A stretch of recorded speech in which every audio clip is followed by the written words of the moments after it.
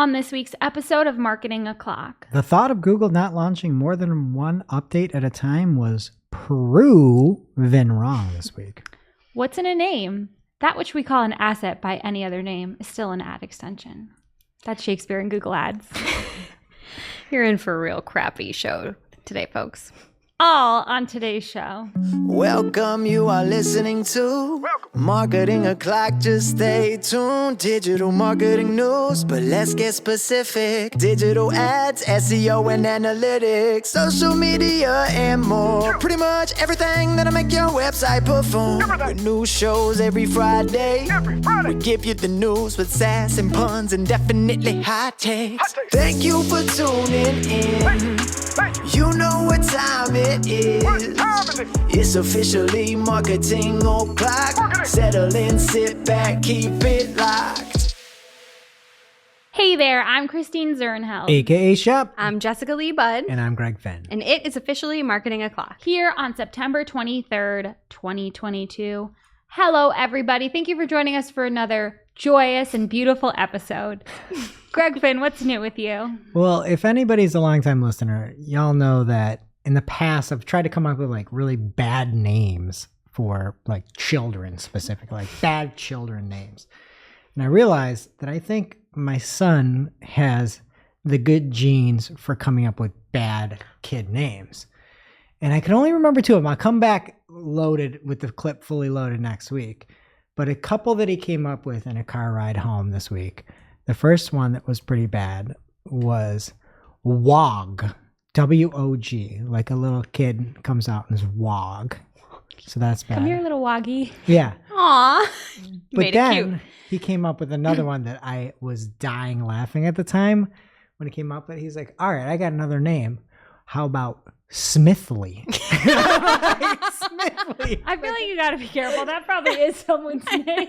That's like, That's good. it's kind of cute, Yeah. but actually horrific. Yeah. So I'm going to try to get a lot more bad names out of them, and I'll bring them back here for y'all. I like Smithly. Have him leave us a voicemail. I'd love to hear his little voice. Aw. Okay, I'll do that. Yeah. Okay, well, we had a big week here in Buffalo. Everyone is just so excited about the Buffalo Bills. And you guys know I always complain about how it like overtakes my life. I didn't grow up here. I'm not like the biggest fan, but I support it for my husband, who is a season ticket holder. And this week I was like home with the baby. He was at the game and I put it on and I was like genuinely trying. But then at the end of the night, I like look at my text threads and I'm just like sending him TikToks during this like blowout, like so exciting game about like why Phantom of the Opera is being canceled on Broadway. So clearly it's just like not holding my attention. Was he as concerned about that as you were? No, because do you remember the story back in the day about him and Phantom of the Opera? He's super scared Yeah, as he a won't child. take me because he was scarred. That's right. And it's all about someone being like serenaded and her name is Christine. And I'll never see it because he's afraid. And now I lost my chance. I can't believe he's still afraid about that. I don't think he is. He's just I like mean, I putting think his he is. feet in the Let's be sand about it. honest. Yeah, probably. What's new with you, Jess? I have something to be afraid of. Okay. I had an experience. I have a 2-bay like junk sink in the basement next to the laundry, right? And I was rinsing out some underwear that my son pooped in the Please 1 bay. don't talk about this today. I know, we really shouldn't talk about poop. It's disgusting. So I was pre-rinsing some laundry that had to go in, and I'm just in the sink in the 1 bay, and out of the corner of my eye, I see a giant black mass emerge from the drain in the other sink. It was a spider. And I was alone in the basement, and I just went, whoa! Like, it What size scared is me. giant? Like a quarter. Oh, no. It was large and it was black, but it came out of it because I think they share like the same drain. So he was getting wet and he came out, and it startled me to no end because nothing should come up from your drain. And then I had a little Scrub Daddy. I know you're a Scrub Daddy fan, Shep, just like sitting there for use. And he just like chilled out on it. And I'm like, okay, buddy, you can stay. But it just in the moment was the scariest thing ever. So the people really want to know, you, lover of animals of all kind, what did you do with this spider? I left him on the Scrub Daddy because I hear tell that they eat other bugs. So the spider is still in your house. Yes, but I looked for him the other day and I couldn't find him. So Spiders kind of do that. yeah, but it just out of the drain. Like, you don't expect that. And I made a sound. It was really embarrassing, but nobody heard it except all y'all. When I You just gotta did be it. like me. I just don't do basements. Policy. No basements. I don't have that luxury. Somebody's got to do it, Shep. Speaking of luxury, we're excited to talk about how we're sponsored by Sellsy again this week. Sellsy is the email marketing platform that makes selling with emails as easy as 1, 2, 3. Sellsy is the perfect platform for small and medium businesses or solopreneurs because it's not overloaded with unnecessary features that you don't want to pay for and you don't have to rack your brains to get started. So it's just easy breezy email marketing. No code, drag and drop. Anyone can do this, and you can create blocks for one email and then use them in future emails. It's super easy to just hit save, and you can use it later. I logged in, I was poking around, and I was just shocked. I am not an email marketer, mostly PPC, and it was so easy to get the hang of this. So for just a one-time purchase of $49, you can get lifetime access to Sellsy, including unlimited email sends up to 5,000 contacts, email sign-up forms to grow your audience, stickers, countdown timers, the works. It's really everything you need and nothing you don't, but please don't take our word for it. Visit sellsy.marketingoclock.com or click the link in our description of this episode to claim that lifetime membership with a 60-day money-back guarantee. Yeah, and I am a coach for a soccer team, and just doing it via Gmail, it was stressing me out trying to copy all these lists. I'm like, I'm going to buy Sellsy for $49 and I can use it for the rest of my child's coaching career. And I can just have it grouped and send nicely. I'm buying Sellsy for my emails for soccer. You should. Why wouldn't I do that? I don't know. Tell them Marketing O'Clock sent you. And that URL again is selzy.marketingoclock.com, or if it's easier for you, just click the link in our description. Thank you, Sellsy. Okay, and let's get into the news here. Google released an article, Google Ads, called New Tools to Create More Engaging Ads. What they should have called it was Ad Extensions are now called Assets, and they'll have new reporting and be part of the campaign creation process. That's the news here. Good job. So Google says ad extensions will now be called assets to better align with their evolved identity, which they talked about, a bunch of fluff earlier in the article. There's a lot of good to get to here. Why can't I speak today? But that name is so general. I call every part of my ad an asset. I don't know about you guys. When I'm talking about images or headline descriptions, I just think of them all as assets. So this just is very confusing for me and is going to make talking to clients a little bit more difficult. Yeah, because this is extra stuff. Yeah. So if it's just an asset, it's just in the mix now. That's what it means. It's going to be in the mix. Yeah, and then layer that on with the fact that Performance Max calls them asset groups, and that has headlines, descriptions, images, and then extensions. So in reality, is an asset group then headlines, descriptions, images, assets in your asset group? That doesn't make any sense. It makes no sense. And another point, when we talked last week or a couple weeks ago about that PMax change where they can now, if you have final URL expansion on, they can edit your assets, override whatever you wrote. They said descriptions or other assets. So are they talking about any part of your ad or descriptions and extensions? Can't somebody talk to us from Google over there before they do this? Even with Performance Max, I feel like it's just Performance Max messing with everything. Even the audience signal you have there. Don't say the word audience because it's not an audience. An audience is a very specific thing, and an audience signal is nothing. And you have asset groups with assets within them, but and then it's assets. not an asset because it's a headline and a description, and an asset is an extension. Good Lord. This is just going to make speaking really atrocious. Difficult. And it's already difficult enough for me, as everyone listening to this show knows. We're going to call them extensions for years, though. Yeah. No one's going to turn that off. Well, Greg Finn's always about calling things the right name. We switched from AdWords to Google Ads overnight here. Google still hasn't made that change. That's one feature I have. That's my only thing I got going. Accuracy? It's not a bad thing.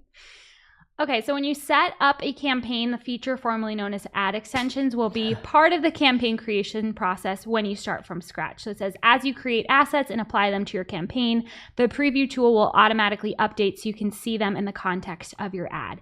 I do really love this because I am guilty of sometimes thinking of ad extensions as an afterthought, and they really, really shouldn't be.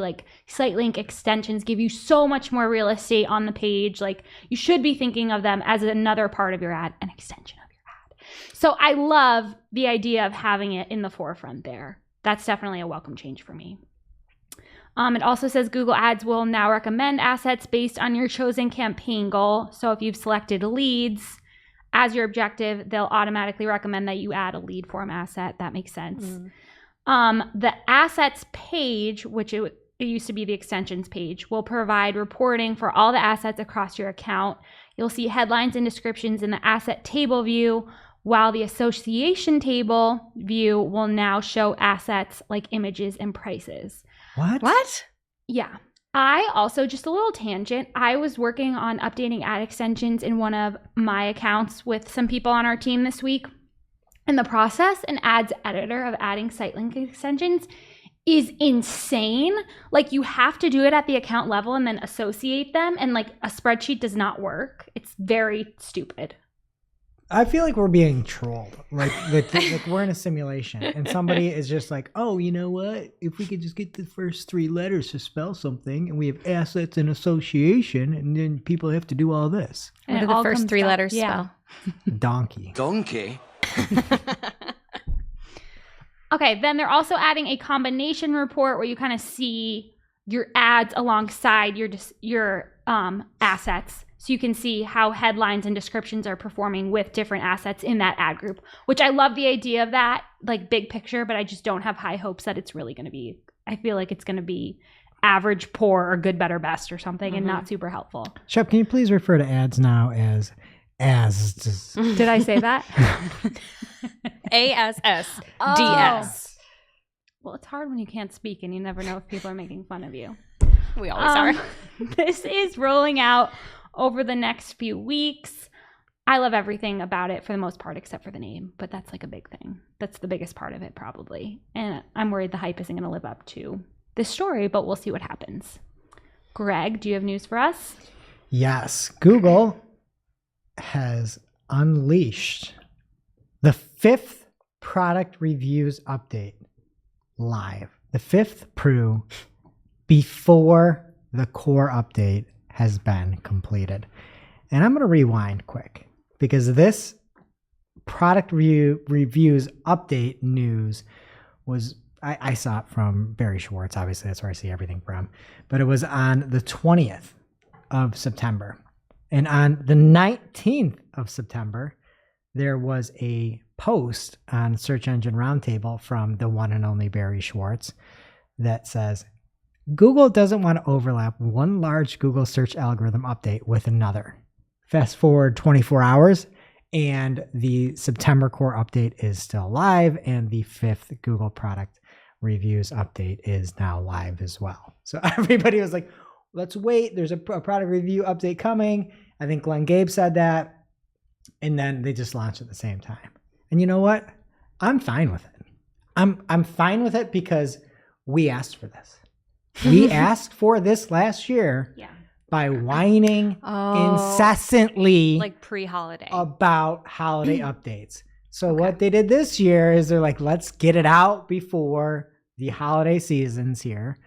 And this is what you get for it. Now, I'll be mad if this same thing happens again during Black Friday, but I think that this is sort of like a necessary evil. If we asked them not to do this for the holidays, they listened. You think they did it for us?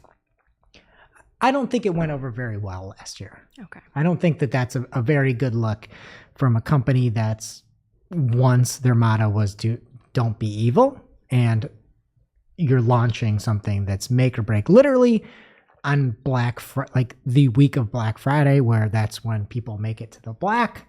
That's the name for that. So I think this is what you get. Hopefully we don't see anything during the holidays there. And of course, if you want to see some more information, Glenn Gabe at Glenn Gabe on Twitter is the place to go. He's got his patented threads that should be read, earmuffs, Jess, where it goes through and finds any major movement and kind of chronicles it and talks about what that site was. So if you're interested to see some of the sites that have been getting hit, I believe right now he's still reporting on the September update, and then who's going to be able to see anything because there's 2 at once now. So we've got no charts at the moment, but hopefully there'll be something that's... Those are going to be some crazy charts. Yeah, it's the helpful content update followed by the September core update at the same time as the 5th Pru. Hey, Greg. Cease and desist. Thanks. And I also saw from Peter Makovic at Inkovic, maybe Minkovic, I don't know. But he said, we saw pretty big gains all around. Whoa, swole, bro. Looks to be a statewide thing. Some keywords jump from nowhere to page 1 in a section of the website where we have tech SEO issues, so completely unexpected. So it seems like some people are seeing some good results from this already, even though they didn't have the best architecture there. But it's just going to make everything more difficult to figure out what happened. But as long as we don't have anything during the holiday season, I'm okay with it. Now it's time for this week's Take of the Week. This is a #fire digital marketing take with extra spice served up for you. We simply deliver the take for your consumption. We give no opinions. We don't influence. You make the call. This week's Take of the Week is a response to a recent clip from Marketing Clock on Twitter. We are putting up some clips, so please share them if you see them and like them. It was about Performance Min last week, where Jess was dying laughing over the name P-Min. And Boris Bekarek, at Boris Bekarek on Twitter, responded with what he said a Google rep told him. And Boris said, a Google rep once told me it's called Performance Max and not Control Max. Sassy. I know. What? I mean, factually correct. Sassy. I just feel like I can feel like the hands clapping. I feel like the rep Listen, Boris. said that, several times. It's called Performance Max, not Control Max. Now it's time for this week's ICYMI. ICYMI, people. This is something you just might not have seen. Maybe something that you overlooked, but you shouldn't have. ICYMI, people. Tom Meredith had a thread this week the first tweet says, tired of bots and click farmers ruining your lead gen campaigns in Google Performance Max. I think we've solved it. And there are some different insights in there, but Brad Geddes at BG Theory responded to the thread and said, nice, but my favorite anti-bot method, worked since 2005, is to add a hidden field in the form. The click bots fill it out, but the humans can't see it. If it's got info in it, it's a bot. That doesn't affect the user experience at all. This is genius. Galaxy brain thinking. I've never heard of such a thing, and I need to try it. I love this idea. Maybe saving PMax for the lead gen people. Thanks, Brad. And thank you, Celzy, for sponsoring today's show. I'm here to tell you something else about Celzy that I haven't gotten the chance to touch on yet. If you guys don't know yet, I don't know what you've been doing the past few weeks, but Celzy is a no-code email marketing service that makes selling with emails as easy as 1, 2, 3, and they have amazing 24/7 support regardless of where you are in the world. So we always get stuck talking about the amazing $49 price for a lifetime membership and all the gifts and GIFs and stickers and templates and those fun things. But you should also know that Celzy integrates with the other tools you need as a digital marketer like Facebook Ads Manager, WordPress, and Zapier. So you guys know how important it is that these tools work together. So that's a huge advantage of Celzy, that it works with the other tools that you use.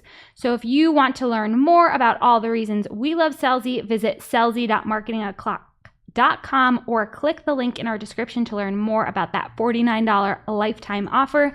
That is selzy.marketingoclock.com. Now it's time for this week's Pew Pew Lightning Round. At this point in the show, we split up our content into 3 parts: paid, organic, and social. First up in the paid universe this week, YouTube has a new feature that will automatically reformat landscape video ads into square or vertical playback relative to how the user is consuming content. They say that machine learning will ensure that important elements show up properly centered in the reformatted video. This is a great idea. I is there a cool tool out there for like organic videos, just reformatting them for all the different platforms? Because if not, somebody should make that, because we were talking about our clips earlier. It's really hard making them for everything. Tables knows. Okay, next up, Google is launching a pilot program to keep emails from political campaigns from going to user spam folders this week, the company told Axios. No, thank you. So I guess this is the result of politicians claiming that some emails from certain political parties were marked as spam more than other political parties. Either way, you might see these wonderful political emails in your inbox soon. This is so unfair. Yeah. I was thinking like the email marketers, like you should be using Celsi, who are working for politicians, like they have it so much easier than everyone else. It's not going to go to spam. Yeah, you're just like, oh yeah, it's just going to go right into the inbox. Forget the promotions, forget spam. It's not fair. Who do we call about this? We need Your to put politicians. petitions. All right. I'll send Call an your email. senator. Probably go to their spam though. Oh, from a concerned citizen? Another concerned citizen, Nicole Farley from Search Engine Land, says that search advertising is thriving amid economic uncertainty. Search ad spend in the U.S. could hit almost $112 billion by 2023, nearly twice what was spent in 2019. And Greg Finn, I just have to know your thoughts on this beautiful chart. I am not a gigantic fan of this chart. I really like how the blue is just very level. Like I dig that. But it's kind of bland, you know? There's so much happening for me. There's too much. Where?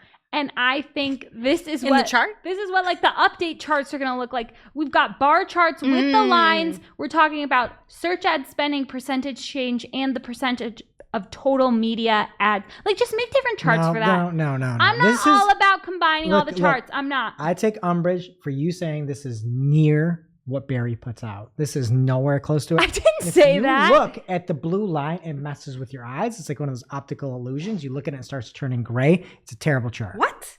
Yeah, If you look close your eyes, does it go away? Like keep your charts separate. Okay. It's a bad chart. Keep your charts to yourself. You called it beautiful. You didn't mean it. I was being sarcastic. Someone who's not sarcastic this week, Melissa L. Mackey at Beyond the Page. She says, okay, Google Ads liaison, what gives with search terms? I'm not seeing other search terms anymore, but the data doesn't match. This keyword shows 105 clicks in the last 7 days, but when I look at the search terms for that keyword, it only shows 17 clicks total. What happened to the other 88 clicks? I feel like she's coming for the Salt Bay title a little bit. Maybe she needs her own. It's a great point. Yeah, she has a reason to be mad here. So Ginny replied and said, hi, Melissa, the total other search term line doesn't show when you apply a filter to that report. So I guess that's Ginny's answer about what's probably happening here, but I can't see if Melissa has a filter on, which is a really good ICYMI because I didn't know that. She then continues, search terms are reported when there's enough search volume. So in this case, 88 clicks came from low search volume queries. Okay. The total ad group lines should match though, because she went on in her thread and said that the total ad group lines weren't matching between ad groups, but they should. Yeah. I didn't know that that other line disappeared when you had a filter on, so that's good to know. Okay, and we have a tweet from Darcy Burke at Darcy Burke. He says, Ginny Marvin, if we moved our keyword targeting to all broad as time goes on, would you slowly add in exact match keywords for those terms that are performing the best? Or are you guys recommending 100% broad? P.S. The switch to broad has been phenomenal. Just looking to improve. I would love to know the industry. Yeah. Okay. Can I guess what the answer is to this? Yeah. I need more information to give you an answer. That's what the correct answer is. That's not what the answer is. Because if you have limited budget, like there's a lot of things that go into this. If you've got specific budget, if it's something that you need to rank really high for, if it's something where that's like a KPI, there's lots of different variables that you need more information to answer correctly on this. There was enough information to answer, apparently. No, there's not enough information. I'm telling you this. Well, there is an answer. It's a fact. Okay, I'm going to read it to you. Great to hear, Ginny says. There is no need to add exact match back since you're already capturing those queries with broad match. Plus, with broad match, the system can look at additional signals for smart bidding optimization. I love Ginny. That answer is wrong. That answer is wrong. I know. What if you have a very low budget and you need to show up for specific terms and you want to compete and you want to show up and have a certain impression share for that? You would need to add a stricter match type. Correct. And maybe move it to a different campaign, something where it's your winning terms like Darcy had asked for. And it's something where you want to be much more competitive with it. If you're doing broad match, it takes you should be doing broad match, but you can't answer that question. So don't listen to that answer. Okay. From Jeremy Packy at Jeremy Packy on Twitter. Some of these new user columns in Google Ads are helpful to see things at a glance. I don't think I was aware of all of these. So some examples are there's columns for ad strength details, and then a bunch of number of. So number of eligible keywords, disapproved ads, eligible ad groups. I feel like those are cool, and it'll be nice to be able to use those for like custom columns and stuff too. So thank you, Jeremy. And from Corey Kohler at Corey K Media on Twitter. He says, hey, PPC chat and Google Ads managers. Anyone else see anything like this? Huge spike in ad spending this week in my most dialed in account. I look at the search terms report a lot, and terms from outside the target location are showing up and shouldn't be. WTF. I feel like there's something crazy going on in Google Ads in general. Like I use a lot of target CPA, and I have very dialed in accounts that are a little bit all over the place right now, and I'm just hoping it calms down, but that doesn't sound good. And Mike Ryan, this one made me giggle. He said, is this new to Google Ads? Recovering from a cold and feeling a bit out of it. Really second guessing myself. This is what I'm always saying, Mike Ryan. Somebody needs to hear this. You don't second guess yourself. He says, my head feels like a low-key dolly zoom all morning. What is that? What does that mean? It's like, oh, I had to look it up. I always just assume everyone else knows what they're talking about, and I don't. It's like a cinematic thing when you zoom in. On a dolly? Yeah, the camera's on a dolly. Oh, like the drug, when they want to simulate drugs, right? It said it was supposed to look like a human seeing something. Oh, we're inside John Maybe Malkovich. I don't know her. Anyway, table with drill downs. Tell me this is new and I haven't been suffering from UI blindness. This is new to me too. So he's in like custom reports in Google Ads, and there's more drill downs. That's really, really neat. And then he said he got an answer from his team that it's been like a slow rollout, it seems like, and it was in some accounts and not others. Thanks for sharing, Mike.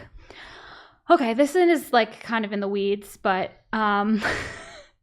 Joe Schmo at the Joe Schmo on Twitter tweeted, correct me if I'm wrong, maximize conversion value does not necessarily prioritize high value conversions, simply tries to maximize value. So it might be that 5 1x value conversions are easier for the system to get than 1 5x value conversions. So this is just two really smart people going back and forth. Dario Zanoni replied, and I'm just going to read what everyone said. So he said, yep, that's tricky and might lead to unwanted results. I use micro conversions and assign them a value that is a fraction of the main conversion value. When conversion points are not aligned properly, the system will just focus on getting many low value micro conversions, ignoring the important main conversions. So Joe said, if I understand correctly, you are making the value differential between high value conversions and low value conversions large enough so that the system doesn't try to aggregate many low value instead of focusing on high value conversions. And Dario said, this is the end, everyone. But this is super insightful. Is interesting. Yeah. He says, yes, that's correct. However, even if I set proper values, sometimes the system finds keywords that convert micro conversions at a very low CPA, but do not result in any main conversions. The system will then go after the many easy to get micro conversions, abandoning the important and more difficult keywords. This is like a big thing. I just feel like, yeah. This is really important, though. I like to have one conversion action in the conversion column and like put everything else in secondary conversion so that it's just cleaner than this. And I think it's more of an e-com problem, which I don't do, but I like to optimize for like MQLs, so everything just lines up better. But one other thing to your point though, even if you're using one main conversion action, you're tracking everything in secondary and all conversions all the way down the funnel as well. You're just not optimizing towards them. So just to give you credit, you do a great job. I think this is fantastic. If you have a newsletter and it's worth $5 to you, put it at 50 cents. Yeah. If you don't care for it, or make it a secondary conversion. Like, don't put the real value in, because it's a lot easier to get $5 newsletter signups than a $50 lead submission form. And I'm just always worried, ever since they said at that Google search thing last year, that we need to like get ready to be using maximized conversion value. Like, everyone needs to have a plan for it. So we need to figure it out. I know we joke around a lot. This is huge. Yeah. This is huge. Your low conversion should be extra, extra, extra low. Do that now. Salt Bay herself, Julie Bacchini, said, Salt J. yeah, what did I say? Salt Bay. But I like that because That's where it started. yeah. At Neptune Moon is her Twitter account. If you're not already following her, what are you doing? She said, can someone explain to me how Google Ads thinks it's okay to spend over the daily budget on a single click in an automated bid strategy?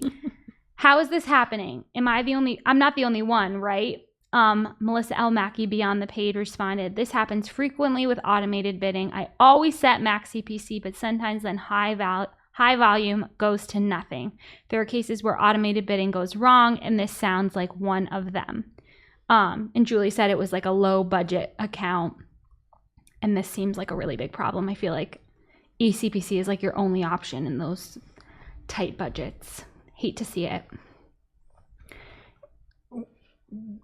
This is where you lose all faith in a machine, though. Yeah. I understand you might get that conversion, but in this case, it was $39.62 And she didn't get a conversion. for one click. Yeah. So what are you not going to show tomorrow to make it up for that? Or you're going to be, if her budget was 30 for the day, you're going to spend 21 tomorrow? Yeah. That is stupid logic by Google. Andrew Hutchinson is alerting us to new collaborative ads from Meta Ads. So these can run on Facebook and Instagram, and a brand can promote its products with the subsequent sales process, then redirect the person who clicked on the ad to a partner in the consumer's local region. And this is aimed at grocery stores and restaurants. You could see like a Carvel cake or something, click the ad, and find a grocery store near you that sells it. But the example here is like takeout, and it's called Little Lemon. And like, what is that? It's like maybe mussel pasta with like ground beef on top of it too. And is there lemons involved? It's spaghetti. And it's $18. Those are definitely like clams or oysters or something, right? It's a deconstructed meatball over clams. It really does not look appetizing to me. Schlappa noodles. And I don't like the thought that there's lemons in it. Or that it's $18 for a plate of noodles. The first subject that we have in line here on our graphic is a big email one. A new feature from Amazon may help sellers increase awareness, sales, and just get more product in boxes and out to their customers. This prime new feature is called Tailored Audiences. Amazon is currently testing tailored audiences in a beta program, and the company plans to make it available to all U.S. sellers in early 2023, though surprisingly, Hormel has been banned. According to Amazon, for the first time, Hormel makes spam. Oh, yeah, I'm just reading ahead, and I'm just losing my mind. Were you doing this while I was telling you some important PPC news? No. According to Amazon, for the first time, sellers can now expand beyond brand followers when sending free marketing emails to reach their most loyal customers, such as repeat customers, recent customers, and high-spend customers. No word on targeting habitual add to carters like Christine Zernheld. Why you gotta call me out? Maybe you're just on the couch without a credit card. And from Amazon, Benjamin Hartman, the vice president of the North America Selling Partner Services, said brands are able to quickly acquire new customers in the Amazon store, but they expressed a need for improved tools to increase customer lifetime value. And these improvements help unlock the value of remarketing as we further our commitment to helping sellers reach the right customer at the right time. This is super smart. It's free. It's coming out to everybody.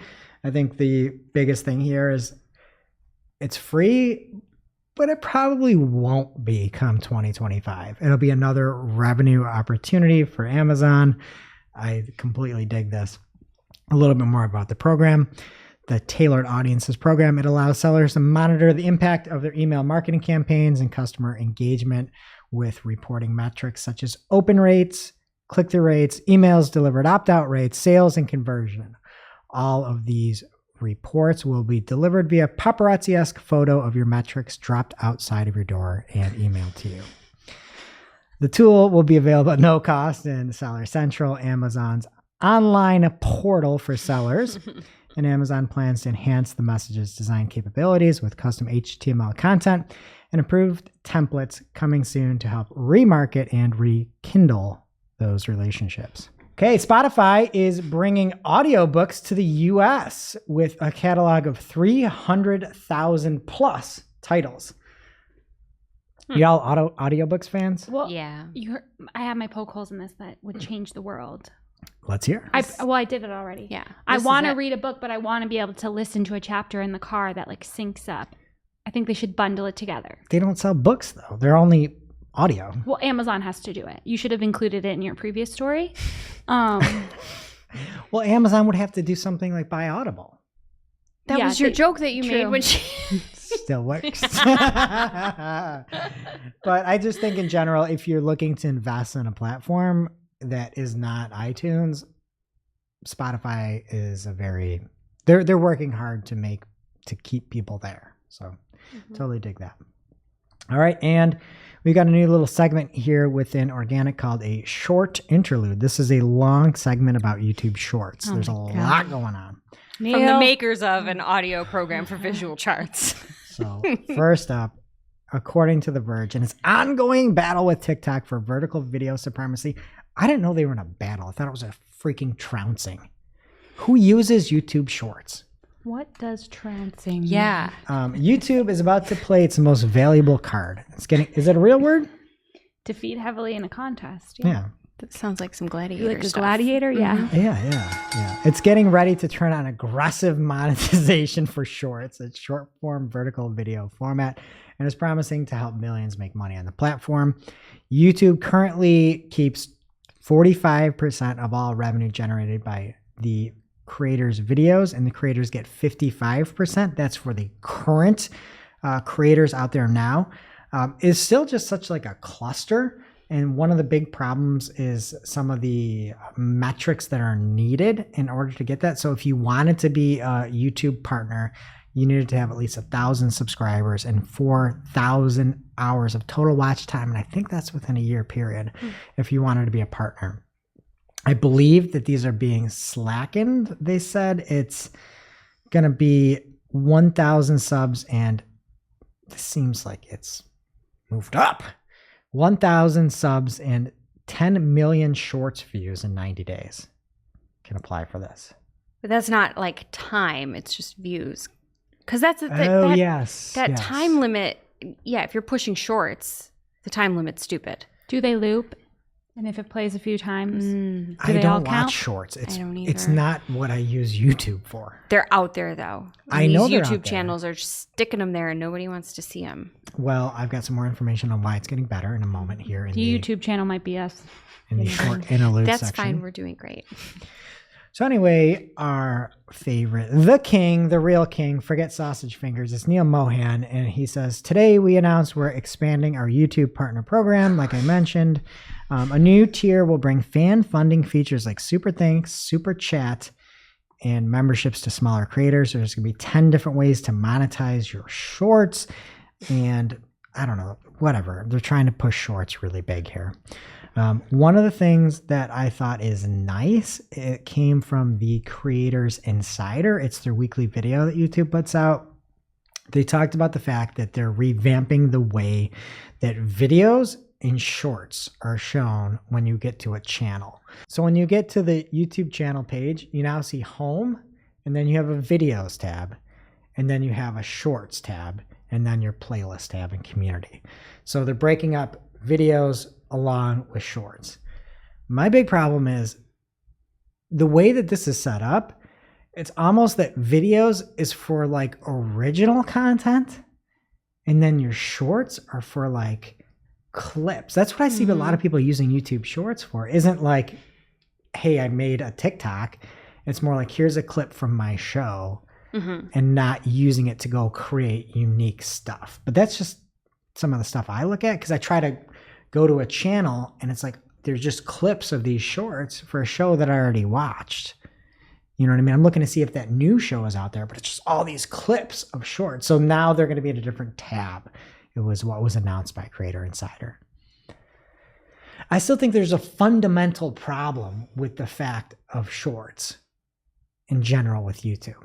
Because I feel like content creators, are you going to make videos? Are you going to make shorts? And I just see a lot of people cutting from video into a short form little clip.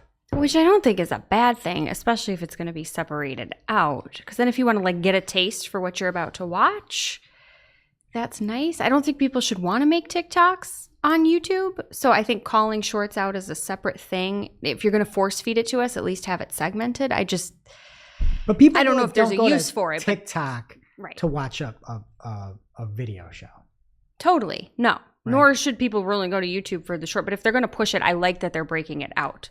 Because then I can see it if I want or not.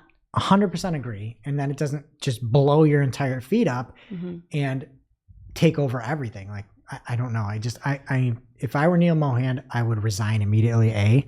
And B, I would make it so shorts are very, very secondary to the original content. You're not a social site. Okay. You are the future of broadcast, and you're forgetting about this. I'm not going to talk about it anymore.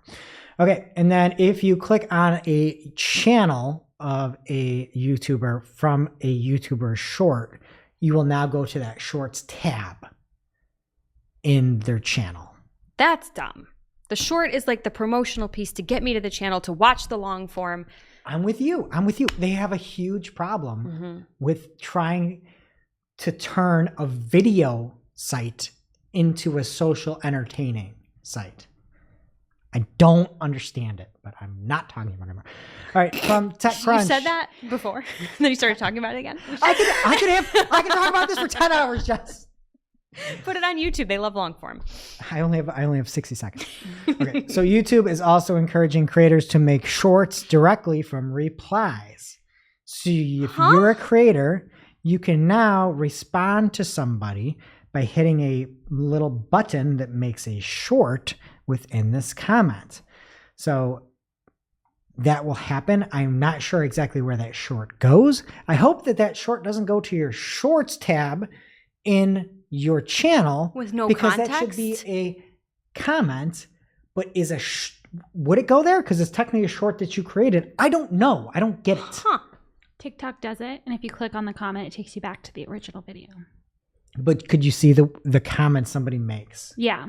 Okay, so maybe they'll do that. I don't know. But this is a TikTok feature. Every part of shorts is a TikTok feature. Just wait till we get to the social segment. segment. Except for the part where people don't want it. Okay, well, that's enough about shorts. Let's pull out. You're done talking about it? Yeah. I'm done talking about it for now. No more about this dreaded platform. And we are going long, baby. And we're going to keep it here with YouTube because Neil Mohan has had a busy week.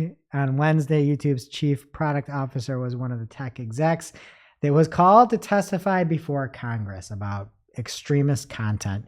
He had 4 R's about removing and resurfacing and something. Did he wear pants? No, but the shot was so far out, I couldn't tell. So I'm just going to. How'd you even know it was him? It was so far out, I couldn't tell. I'm used to the phone right next to his nose. And so what I did is I saw it there. I'm like, is that Neil? I just smushed my little face right up to the computer. Did you pull a Jess Bud? Just did that. I went full Bud. And I'm like, oh, that's Neil. I feel bad for Neil. I don't. He's ruining you too. Do you want me to keep talking about it? To this? Nobody's mom listens to this but yours. All right. And from The Verge and Mozilla really here. Mozilla did a report about the feedback buttons that you can click within YouTube. So you can click the not interested or the dislike or stop recommending this channel. The report was called Does This Button Work? by Mozilla. That's the name of the file. And what do you think? Do you think it worked? No. Didn't work. Correct. So even at their best, according to this study, they said these buttons still allow through more than half the recommendations similar to what a user said they weren't interested in, the report found. At the worst, the buttons barely made a dent in blocking similar videos. I'm not going to say it. But this is what you should be focusing on, YouTube. A better experience for people. Yeah. If you dislike something, if you say stop recommending this channel, maybe stop recommending it. Why have the button if it doesn't work? That's just like exhausting. It's lying to people. yes. Making them feel good, though. It's like the Microsoft. Like they have a voice. Yeah, the thing in Microsoft advertising that's like, remember my credentials for next time. Oh, that thing Oh is my a lie. gosh. Don't get me started on that. No. Oh, I hit it Don't. all the time. So I'm like, maybe Every maybe time. this And is you think the it's going to time. work. It's Maybe so rude. this is the time. been Oh, years. It's like Memento, and then you just get there again. And you're like, what happened? Maybe it'll work And we this time. still try. Every time. Sheep. Every time. We are sheep. All right, by way of Glenn Gabe, that's who I found this through. It's from Data Drive NU. And if you're looking to track downloads in GA4, I didn't know that you could do it this way with some events. It's called enhanced measurement. You need to click it on, and then you can capture things like scrolls, outbound clicks, site search, video engagement, and file downloads. And if you're in the B2B space, if you've got a lot of assets, you should go check it out and make sure you've got that downloaded, because apparently it's a better way to track. Also, there was a whole bunch of chatter this past week about people shutting down their websites in honor of the Queen. Is it over? Can people open their websites now on Friday here? Yeah, I don't know. Okay. People really close their website. Well, that's what the chatter was. And John Mueller, I guess, made a joke about it. Or not a joke. I guess he was saying like something about why would you shut it down or something, whatever. But he followed up and said, I wasn't completely serious when I posted this last week, but some websites are apparently really closing for a few days. If a site you care, professionally or just because you care about, is currently closed down, here are 5 things to check. And he went on to make an awesome thread if you do have that. And I made a joke. I forget exactly what I said. I said, I think shutting down your website, closing your website for a few days is a royally bad idea. And Barry Schwartz is like, well, there's actually holidays. And I'm like, all right, I get it. So if you have for holidays, for your religion, for your servitude to the Queen, John Mueller's got you covered with a fantastic Can't you just thread. like add a banner like we're closed for a few days or something? I don't. Or just say shipping later. Yeah. Yeah. We'll respond to you in 4 days. Yeah. Whatever. You should read John's thread. All right. Great and- SEO joke in his Twitter handle there. That's a new one. All right. And lastly here, Search Engine Land did a study about if people are going to be returning to live events. And it seems like things are looking brighter for 2023. About twice as many respondents were extremely likely rather than extremely unlikely to attend first-person events in the first half of 2023. And it also seems that for the second half, 80% it seems like it were extremely likely to go to events. So 40% were likely or highly unlikely, or highly likely. Sorry. So Depends who's going. I'm with you on that. Yeah. And then there was also, it seems like people didn't care too much about vaccination requirements. It seemed like people favored a little bit more that way. But anyway, it seems like there might be live events coming back here. So for all your marketing needs, it's not really digital there, but Yeah. might be coming soon. They should have surveyed people about like the food. Yeah. That's important. It is. It is. You need to know SMX usually has who's great going. food. Yeah. What's the food? What shoes are people wearing? That's what matters. No. No this isn't shoes. my No kind. shoes. Yeah. All right, that's it in organic. What's happening in social, bud? All right. First up in social this week from TechCrunch, Facebook debuts a Reels API for sharing from third-party apps. With this feature, users can use a third-party app to post Reels and post to a page that they're an admin of. This could be useful for like video editing apps, social media management tools, etc. The article does note, though, that the API doesn't allow apps to post Reels to groups or individual users, so strictly a pages thing for now. And Alessandro Paluzzi is always finding things. The first from him this week, he says, Instagram is working on nudity protection for chats. And then he uses the eyes emoji. Technology on your device covers photos that may contain nudity in chats. Instagram can't access photos. So basically, if you're taken photos for your significant other and then you're DMing your mother, they won't be an option, is what I gather. So thank God. What photos are you taking? I mean, I'm not. Nudity protection sounds like the guy from Arrested Development in his denim shorts. You guys don't watch? No. Oh, somebody will know. Flesh-colored denim or? No, they make up this fake thing where he's a never nude, apparently. So he's like always wearing jean shorts under all of his clothes and in the shower. You have to watch the show. I need you to be completely undressed.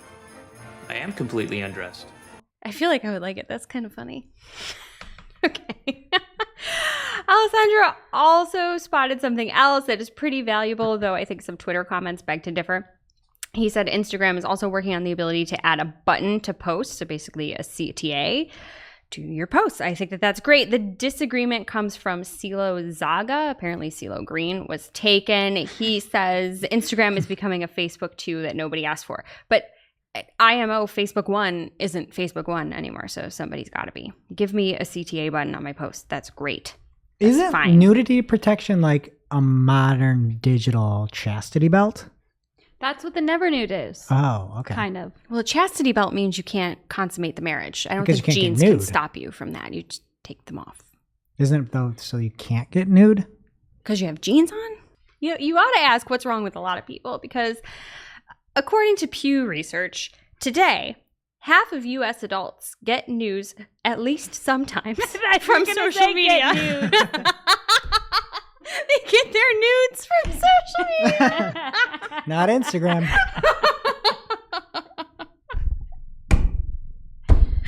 I was dwelling on the fact that this is a wild exact quote. At least sometimes. Anyway, that's funnier. I get my nudes from that lemon pasta place. $18.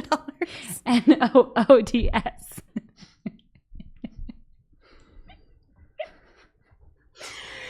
We should have been grateful they didn't use Jasper's Market.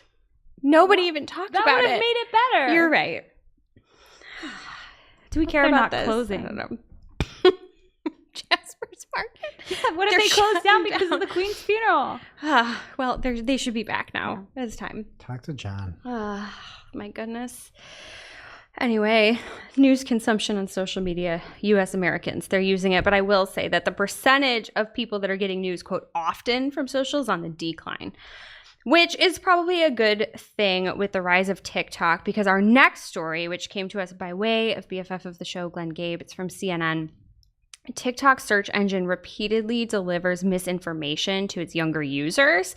TikTok repeatedly delivered videos containing false claims in the first 20 results, often within the first 5.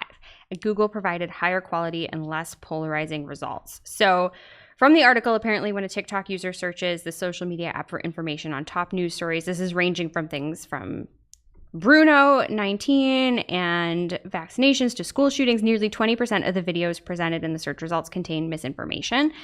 That is according to a research report. The article's from CNN, but the research report was published by NewsGuard. So, sheesh. You know what else is funny?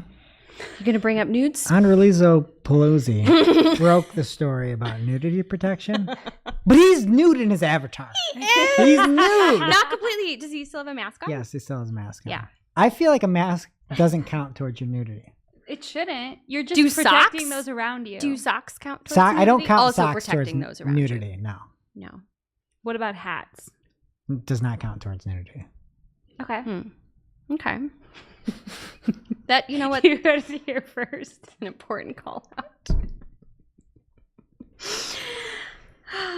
If you want to find your misinformation more easily, apparently TikTok is also making the search box more prominent when you're scrolling your FYP. What's that, For You Yeah. page?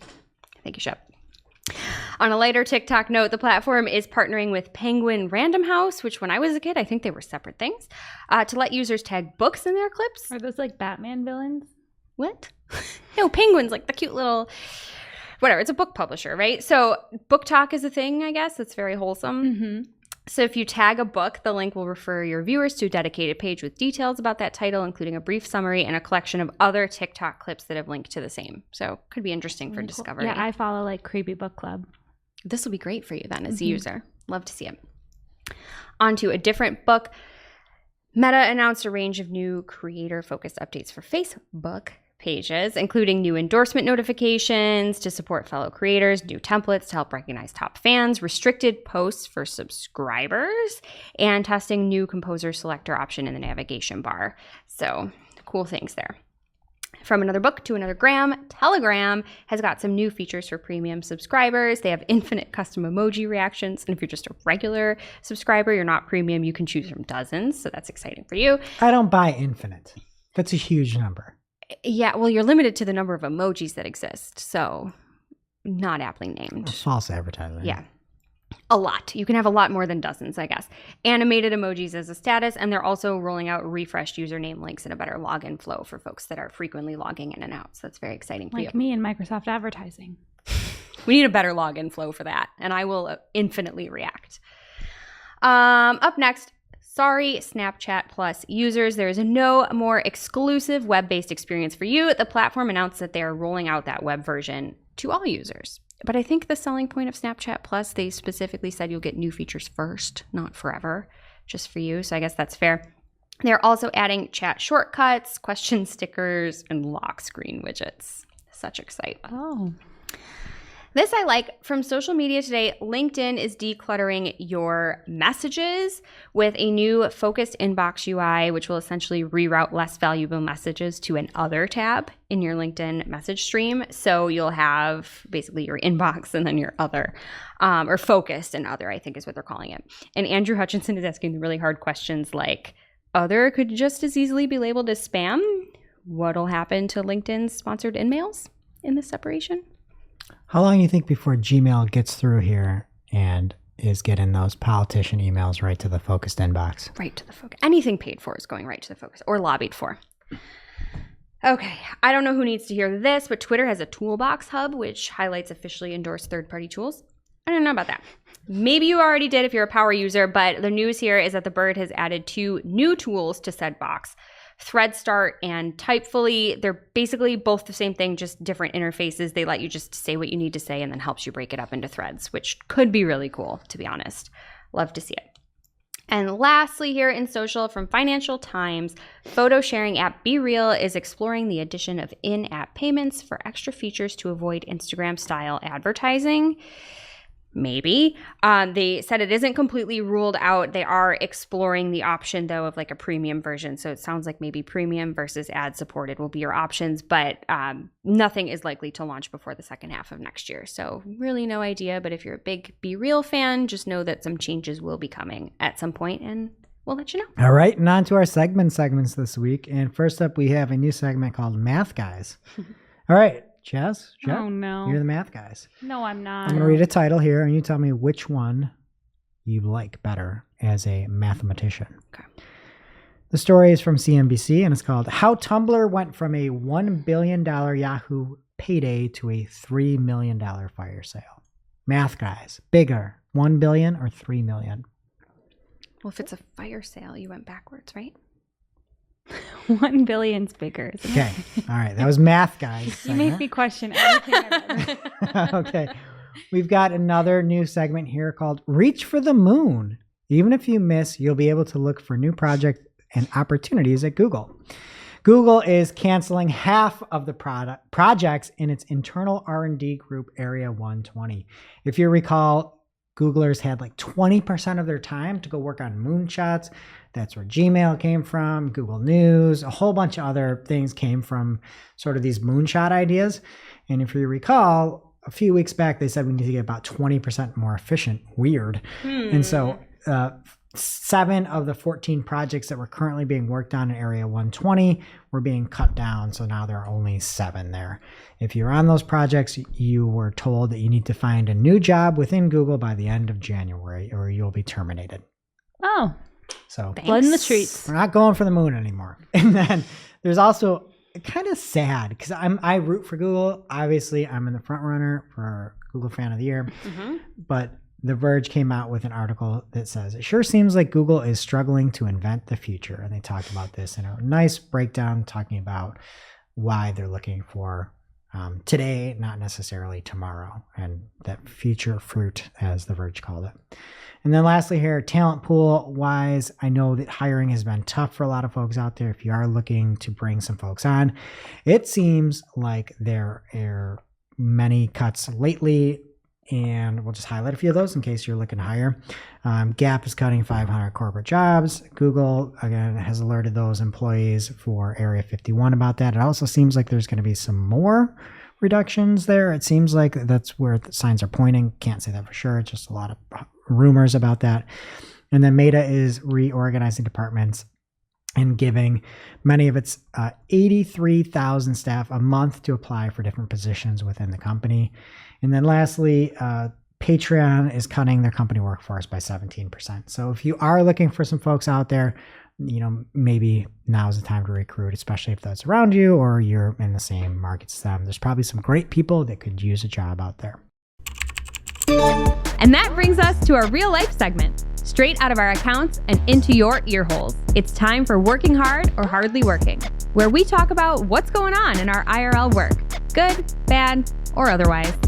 Okay, working hard for me this week is tables. We are finally able to put some more clips out on social, and hopefully it really helps us expand our audience here. So thank you, tables. And follow, like and subscribe. TikTok, Instagram, everywhere. All right, and something working hard for me this week is one of our new hires, Maggie and Jill from the Agency Scoop podcast. People here know, I know advertising. I don't know teams and structures, and I'm just not good at that stuff. And I frankly try not to do a ton of stuff that I'm really bad at, and it can be haphazard. But Maggie and Jill on our team came together and found out better ways and came up with a game plan that's so awesome. I wanted to actually cry when I saw it because I just didn't have this in me, but they did. And I think it's just a good example of hire people that are smarter than you and know different things than you and let them cook. Delicious. It's a basketball thing, a football thing. Thought it was a food thing. No, it's like Cooking. Steph Curry. Yeah. For me this week, we already talked about the Queen. We did have a client come to us when she passed and said we need to pause ads until after the funeral. And so just a lesson to be sensitive to different markets that you might be advertising in and cultural events there. But hot tactical tip, it's a huge account where we pause those ads. And there were some campaigns targeting the UK that were active, some that were not. So we just used labels, added a temporarily paused label to those campaigns. Then we knew exactly what to turn back on when it was time. So just think of ways, even for a minute, to make your life easier with Google Ads and Microsoft and labels. And now for this week's Cool Tool.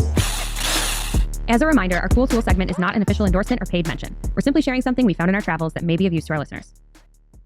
And is really, really cool. This week's Cool Tool is a mouthful, but it'll make you less doubtful about the types of links on a page. It is the highlight nofollow /UGC /sponsored links bookmarklet from Supple. It is an aptly named tool that makes checking links an absolute breeze. You just bookmark this baby whenever you want to check for nofollow, etc. links within a piece of content. You just click it and voila. Their word, not mine. It color codes the links so you can easily see the different types of links that are on that page. It is that simple. And we'll have a visual if you are watching us on video. It's stupid easy.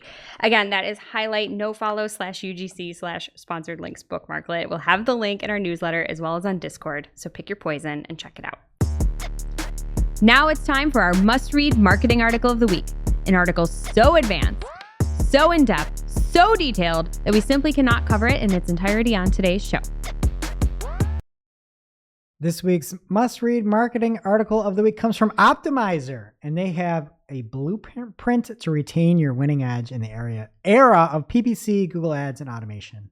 They have got a slew, 14 training videos and counting about PPC. I wish they had something about pronunciation, as you clearly heard there. But there are a bunch of our power listeners here that are presenting. It's all free. You can register. There's Amalia Fowler, who's talking about managing people in PPC. There's Mike Ryan, who's talking about peak season recommendations for Performance Max. JSG is talking about Google Ads automation. Is it your friend or foe? And Azim is talking about providing the value of PPC into your overall marketing strategy. Timothy Jensen is talking about smart bidding for B2B campaigns. Ashwin is talking about ROI optimization for maximizing conversion value. And you should listen to his episode on Azim's podcast. It's fantastic about content. And lastly, Chris Ridley is talking about Performance Max, understanding and optimizing it. It's all free, not really an article, but you can't miss it. Thank you, Optimizer.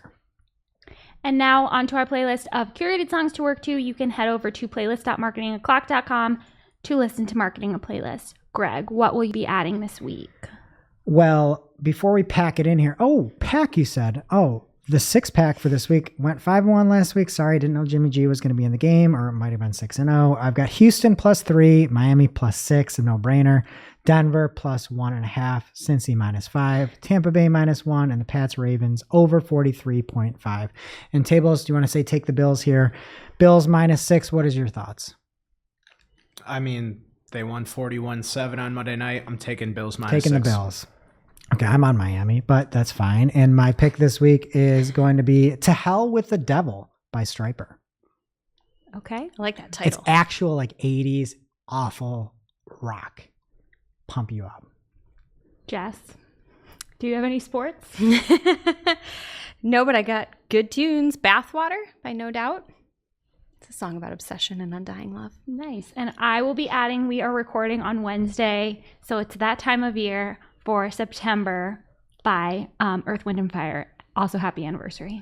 Thank you. Jess has the best anniversary ever because I love this song. 9/21. And thanks again to Sellsy for sponsoring today's show. Sellsy is a no-code, no-stress, and frankly, no worries email marketing platform with their 60-day money-back guarantee. Also, there is literally no reason not to get started, even if you don't have a subscriber list yet. Sellsy can help you with that too. You can also create responsive sign-up forms to grow your audience right within the Sellsy platform, and then surprise and delight those subscribers with beautiful, breathtaking emails. So to learn more about how you can get lifetime access to Sellsy for just $49, again, that is not a month, not a year, that is $49 once, visit sellsy.marketingoclock.com or click the link in our description for this episode. That is selzy.marketingoclock.com. Thank you, Sellsy. All right, that does it for today's show. It is now officially not Marketing O'Clock. Thanks for listening. And we'll see you next week. Thanks for listening to Marketing O'Clock. If you're looking for more information on today's topics, head over to marketingoclock.com/newsletter to receive every single article we covered. We share the news as it breaks in our Discord community. Head over to community.marketingoclock.com to join.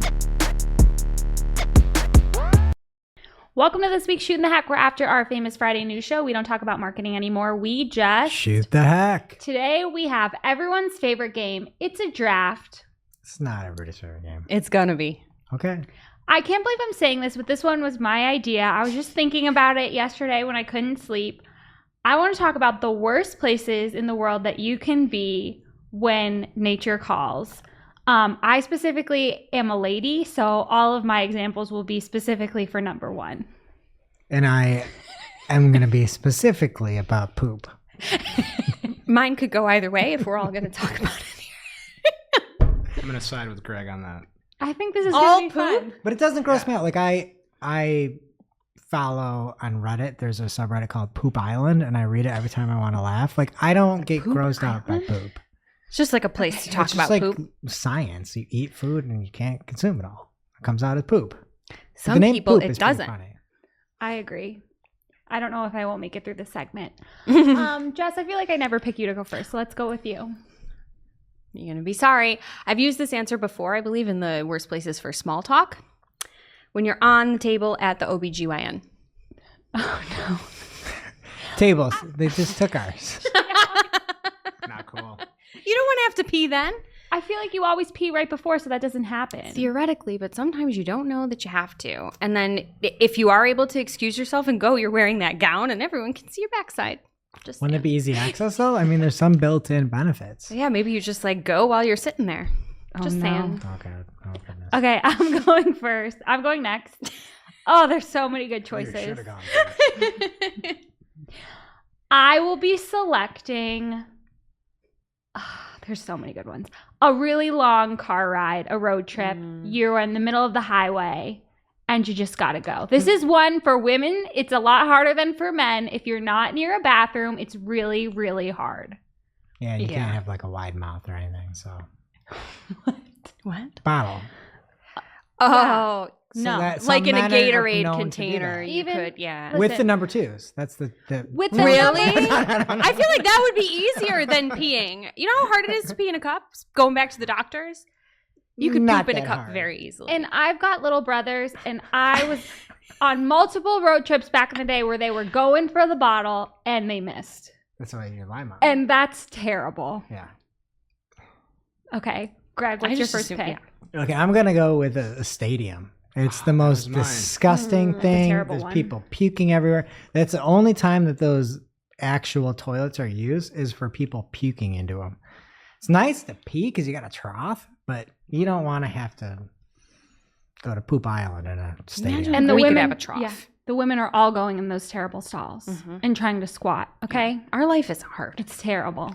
Look, That's why we don't sports. okay. Okay, so that was mine, but I have another one. I'm going to go with a theme park, kind of along the same lines. Gross bathrooms, a lot of people. It's usually like the summer, so it's not ideal conditions to have. The to go to tangled bathroom. restrooms in the Magic Kingdom are pretty nice. Oh, Covered you in got two in a hair? row. What about at like the fair? Like that's Terrible. probably gross. Yeah, something like that. Okay, what's your next pick? Serpentine draft. Oh, okay. How about while recording a podcast? Oh, yeah. That is not ideal. I couldn't agree more. We just go.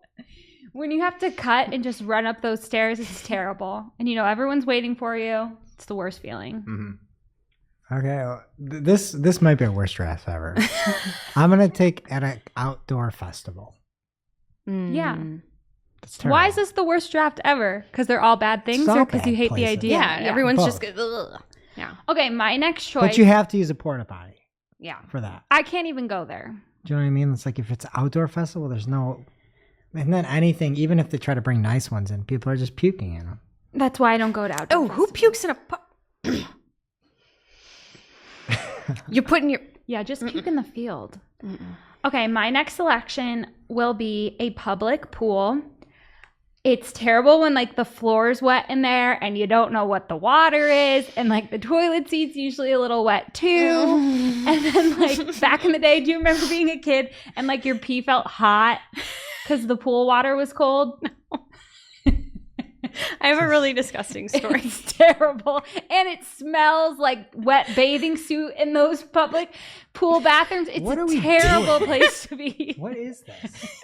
So one time that was on my list too, because you're like sliding. One time when I was really little, I was at a public pool with my mother, and I was like potty trained, but I was not big on wiping myself. Like we're talking poop now. And I didn't mean for it to go here. You absolutely did.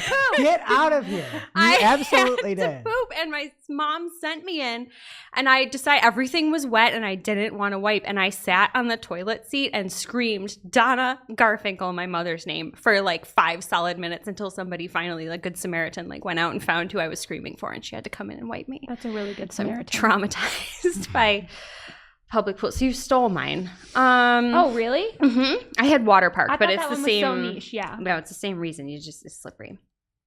When you're sleeping comfortably, Yes. nobody wants to wake up, have to pee, and know that they can't go back to sleep without getting up and peeing. And then you like, There are way worse times. No. No. No, Okay, there's no. Watch, I'm on top of you. Okay. especially when you're pregnant and you take that step out of bed and your back it's over. It's over. locks up.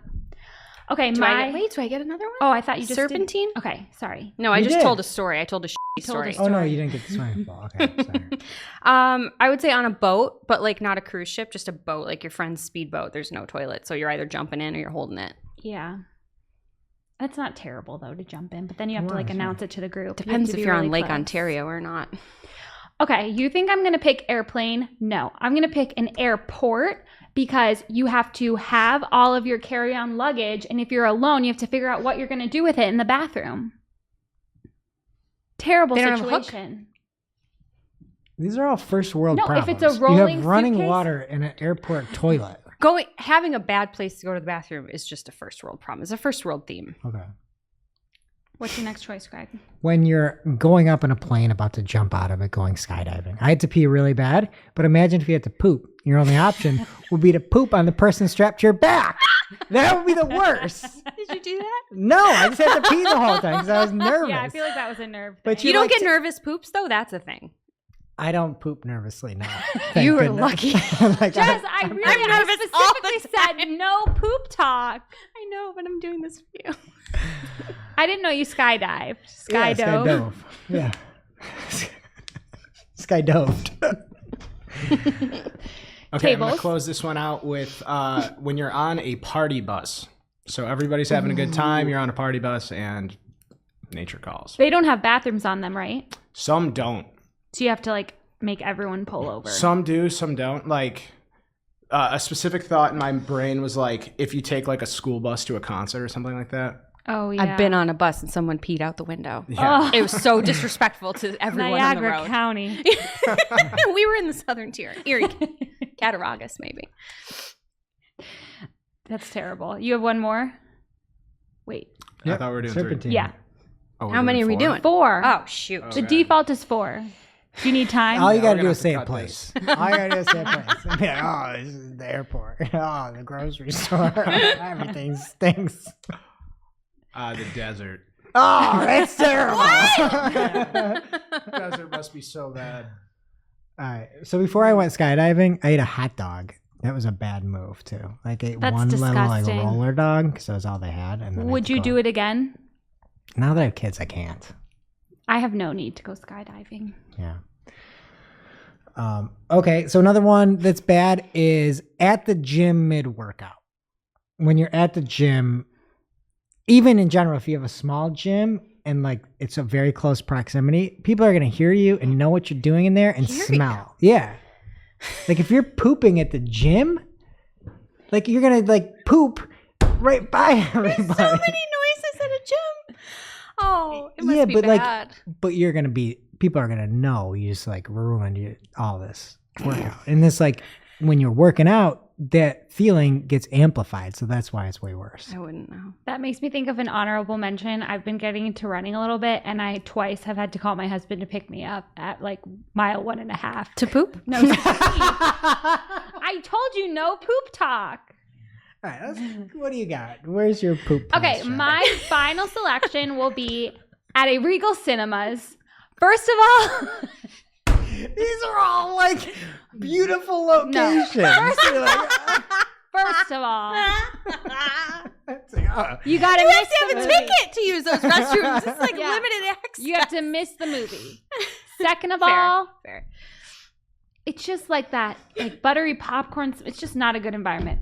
Third of all, that mirror in the Regal Cinemas when you go from like dark movie theater, I never look worse in my life than I do in that Regal Cinemas bathroom movie theater. Well, So that's going to be my final selection. my final pick, and I'm sorry, Shep, I have to go poop with this because to do this and pee is fine. If you are the only guest at someone else's house, and you gotta go. It's not like a party when it could have been anyone. Yeah, It's you. that's rough. Yeah. Not that I would know. That's bad. Okay. Everyone run through your list. Yes, you were first. Okay. Gyno table, on a boat, sleeping comfortably, and at someone else's house when you're the only guest. I've got road trips, public pools, airport bathrooms, and Regal Cinemas nationwide. I've got at a stadium, at an outdoor festival, attached to somebody going skydiving, and what was my last one? gym. The gym. I have a theme park, during a podcast, on a party bus, and in the desert. Oh, that desert. Okay. Let us know who you think has the best/worst list. You gotta use a cactus to wipe. Ew. Goodbye. We'll see you next week.